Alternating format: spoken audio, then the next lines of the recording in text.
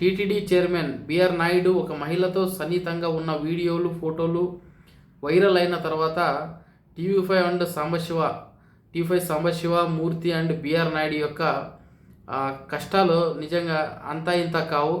అవి చెప్పుకోవడానికి కూడా చాలా దారుణంగా ఉన్నాయని చెప్పుకోవచ్చు. దాన్ని కవర్ చేయడానికి అందులో ఏముంది, అందులో అసభ్యత ఎక్కడుంది, న్యూడిటీ ఉందా అంటూ ఒక అక్రమ సంబంధానికి కొత్త అర్థం వచ్చేలాగా వాళ్ళ డిబేట్లు చూస్తూ ఉంటే, వాళ్ళ కడప మట్ట చూస్తూ ఉంటే నిజంగా నవ్వొస్తూ ఉంది. వేరే వాళ్ళ వీడియోలు దొరికితే వీళ్ళు రోజంతా అవే వేసి వేరే వాళ్ళ పర్సనాలిటీని హననం ఏ విధంగా చేస్తారో ఈ రాష్ట్ర ప్రజలందరికీ తెలుసు, తెలుగు ప్రజలు ఎక్కడున్నా అందరికీ తెలుసు.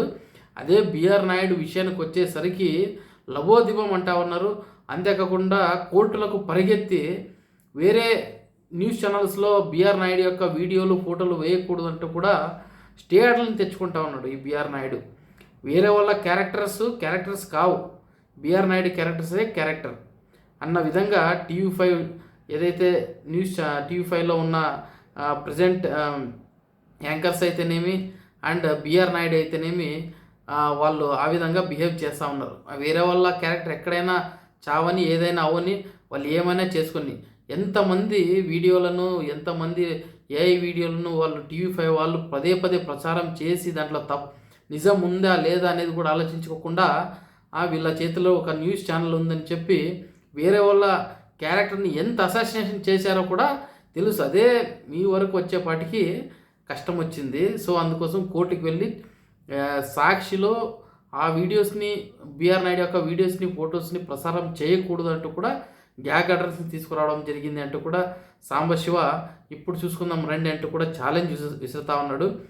ఈ సాంబశివ వచ్చేసి మాట్లాడేదానికి అతని చేతలకు ఏది కూడా సంబంధం ఉండదు.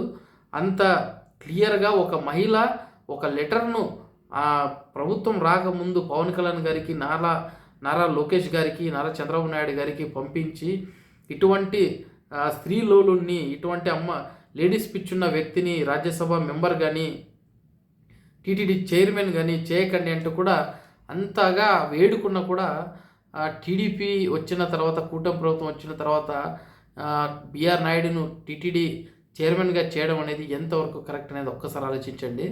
అంతేకాకుండా జస్ట్ ఆడియో కాల్ రిలీజ్ అయితేనే అంతకుముందు టీటీడీలో ఒక ప్రసార ఛానల్ ఉంది కదా, ఆ ఛానల్కు ప్రెసిడెంట్గా ఉన్న పృథ్వీని వేటు వేయడం జరిగింది అప్పుడు వైఎస్ఆర్సీపీ గవర్నమెంట్. ఇప్పుడు ఏకంగా వీడియోలు వస్తూ ఉన్నాయి. అతని పైన రిటర్న్ కంప్లైంట్ ఉంది బిఆర్ నాయుడు పైన. ఈ ప్రభుత్వం అతన్ని తొలగించడానికి మరి ప్రాబ్లం ఎందుకు? దానివల్ల కూటమి ప్రభుత్వానికి కూడా కొంత చెడ్డు పేరు వచ్చే అవకాశం అయితే ఉంది. దాన్ని ఏ విధంగా కప్పిపుచ్చుకోవాలో కూడా కూటమి ప్రభుత్వానికి ఇప్పుడు అర్థం అవడం లేదు. ఈ పెద్ద మనిషి బిఆర్ నాయుడు చేస్తున్న వ్యవహారాలు అన్నీ ఇన్ని కాదు, ఎంతోమంది లేడీస్ను కూడా అతను వేధించడం జరిగింది. వాళ్ళను ఏ విధంగా హరాస్ చేశాడంటే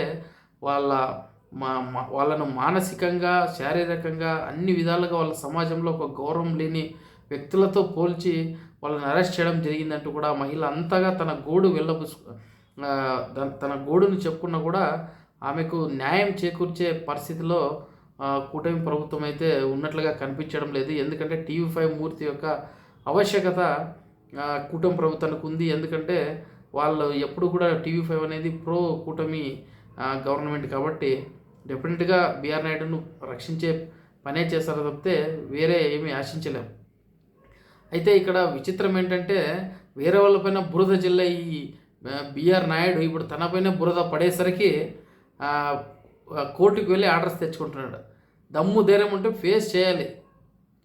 వేరే వాళ్ళ క్యారెక్టర్స్ని హననం చేసేటప్పుడు ఇవన్నీ గుర్తుకు రావు. అదే నీ వరకు వస్తే ఇవన్నీ మాట్లాడుతున్నావు బిఆర్ నాయుడు. ఇది మీలో ఉన్న విలువలు అనేవి చూస్తూ ఉన్నారు ప్రజలందరూ కూడా. నువ్వు చేస్తున్న అరాచకాలు, అంతేకాకుండా నువ్వు మహిళలపైన చేస్తున్న వేధింపులన్నీ కూడా ఆ మహిళ ఏ విధంగా ఒక లెటర్ ద్వారా చెప్పిందో అవన్నీ కూడా చూస్తున్నారు ప్రజలు. దానికి తగిన గుణపాఠం చెప్తారు.